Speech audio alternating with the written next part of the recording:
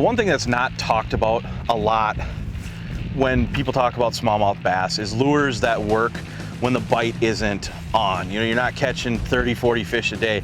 I'm talking baits where I know it's a slow day because of weather or what have you.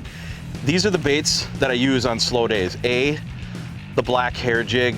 I mean, guys refer to it as throwing fur. This basically looks like a bug, a leech, a small minnow. It looks like multiple different things in the water. And the Canadians actually started using this.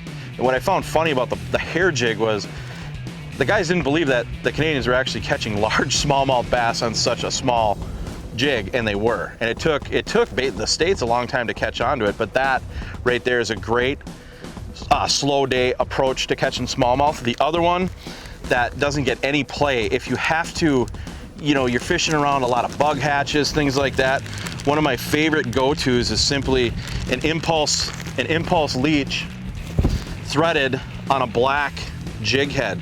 Now this is a real subtle approach, and you simply thread that on there, and that right there is going to be deadly on smallmouth bass. And you work the fur and the impulse leech the same way. Just slowly drag them, just swimming action. And you fish both of these the same way, and they're both really, really good baits for when the smallmouth action isn't hot and heavy, but you still have to put fish in a boat, whether that's a tournament situation, a guide trip situation, whatever it is. Remember these two baits. They're simple, they're black, and they're very, very effective.